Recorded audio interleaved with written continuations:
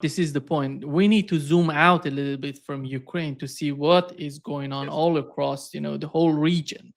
Eurasia coming to the West Asia, coming to even Venezuela. Looking at the whole, the big picture, you see there was a meeting in Iran, you know, you know, attended by the Russia, China, Iran, Pakistan. They came together to talk about Afghanistan. The United States want to send the troops again to Afghanistan.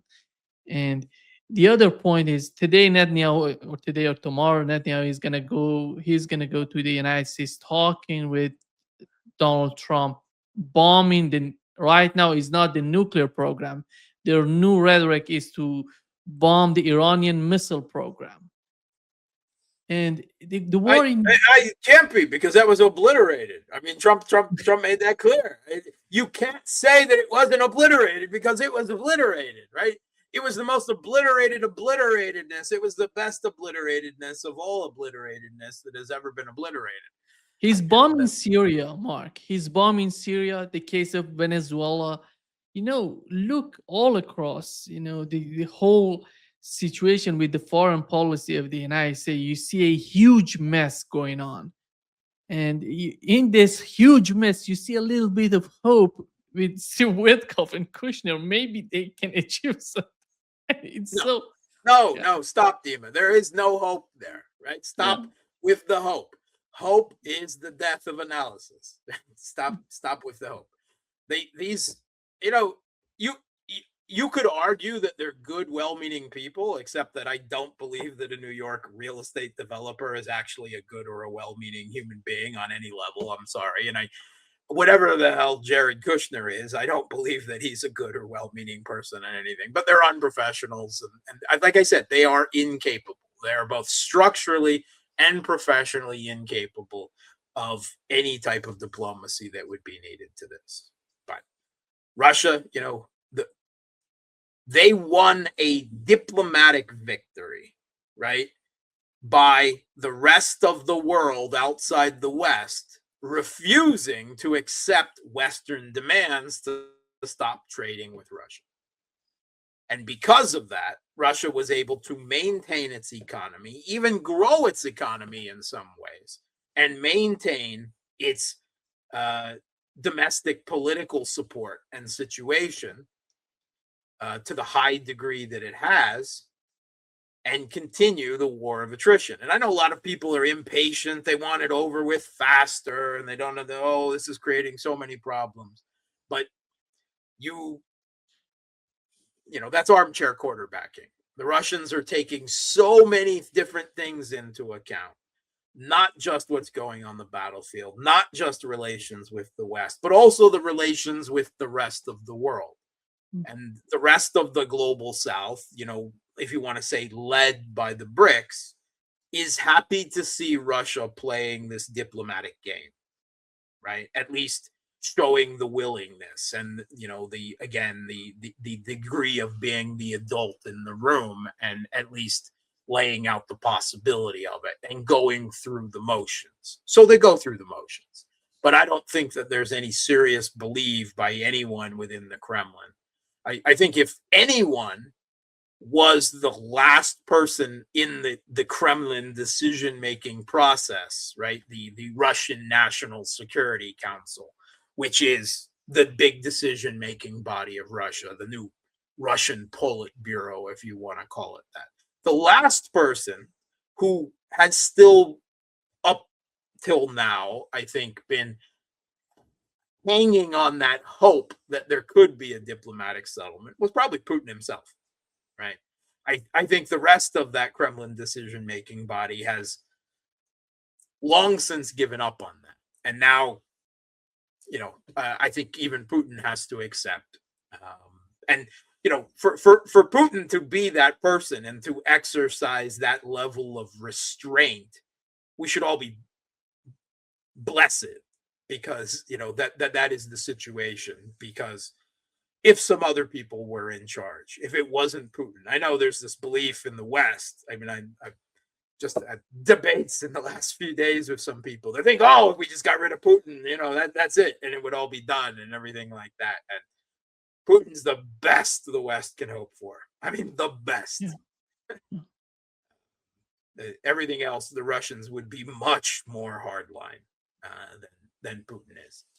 Um, so anyway, it continues on the ground, and everything else just becomes background noise. Mark, Right? how It's about like, the assets? Europeans are talking about the asset. They want yeah, to give a loan to Ukraine, and they're talking about later on they may cash it out from Russian side. And nobody knows why yeah, we have Slovakia, Hungary, and yeah, Czech Republic not being part of that. yeah. More than This that. More this than is that. There was, problematic. Looking in a long-term strategy, this could bring huge problems to the sure. future of the conflict in Ukraine.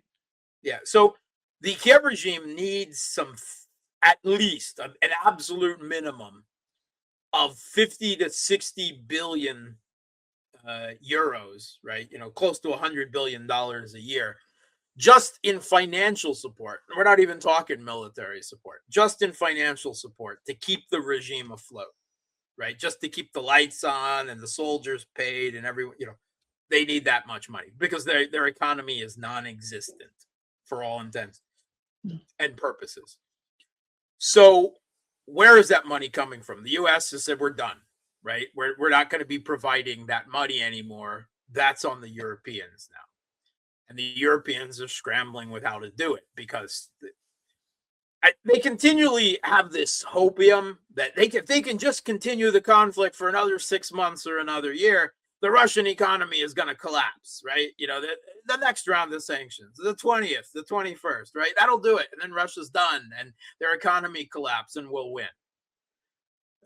It's not Russia's economy who is about to collapse. It's the Europeans, right? The UK and France, both talking about taking out IMF loans to stabilize their finances, right? Because they're on the edge of bankruptcy. Germany in recession, going through deep industrialization, right? Volkswagen closing factories in Germany for the first time in history just this week. And that's just the tip of the iceberg. And where Germany goes, everywhere else, they're the economic anchor of Europe. So where do they come up with this money? They're all deep in debt, right? Their debt to GDP ratio of all, the Germany was the best, and Merz has completely thrown that away and start piling on debt and debt and debt.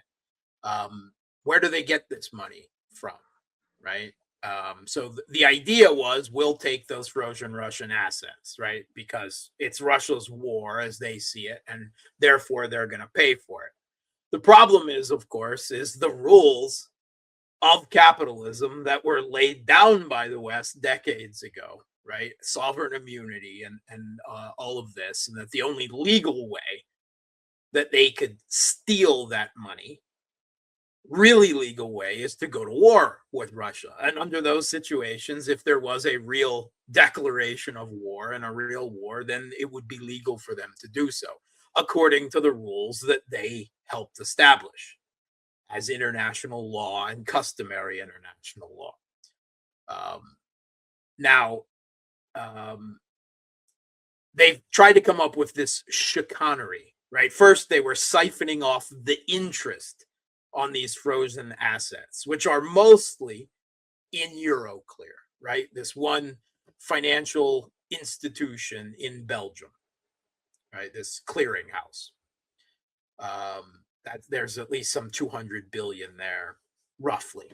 We never, the numbers changed according to who's giving them. So they thought what they were siphoning the interest off of that, but that's no longer enough.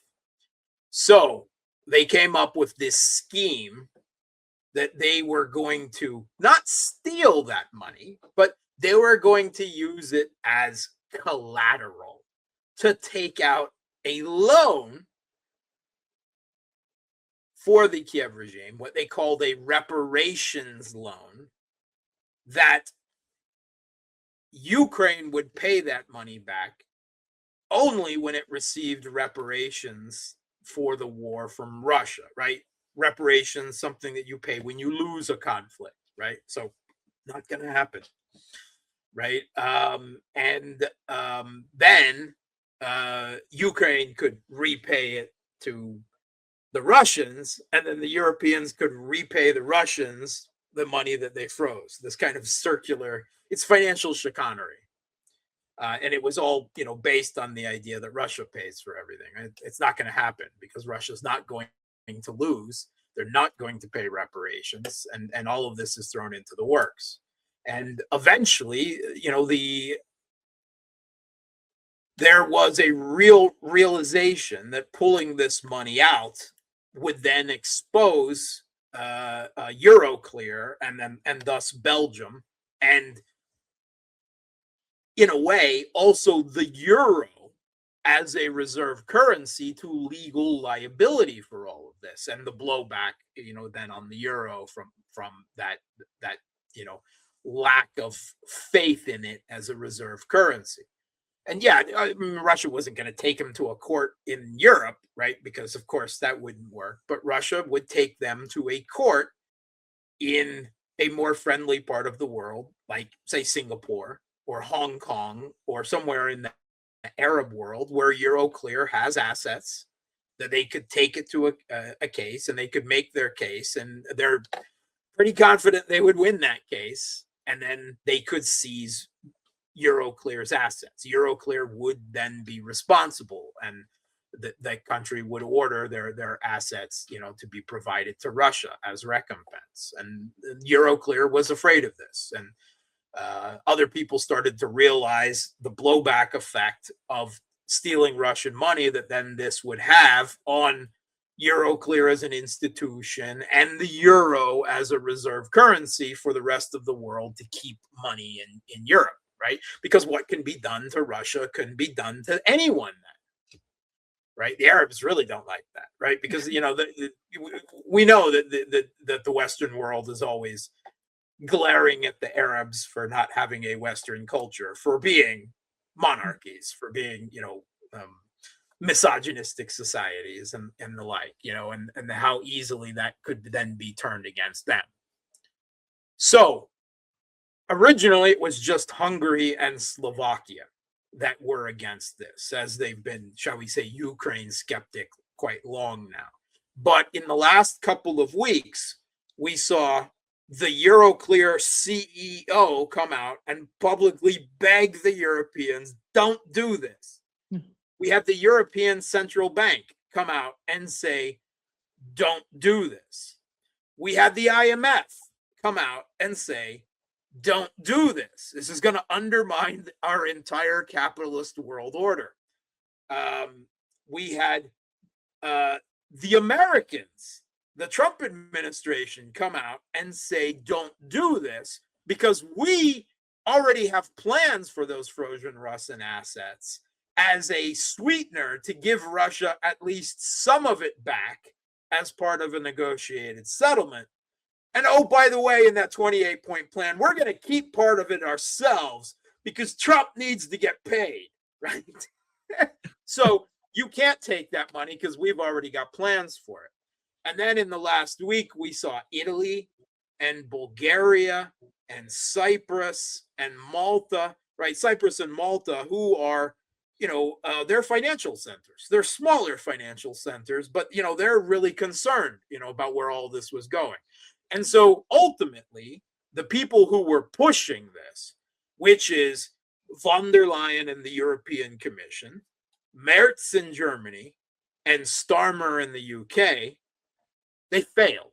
They failed to force Belgium to accept. It seems that Macron flipped his side, Yeah, he's a flip-flopping guy. But he's flip-flapping around, right? So they failed to force it through. So what they came up with is a more financial chicanery, right? They're going to take out a loan on the common EU shared budget,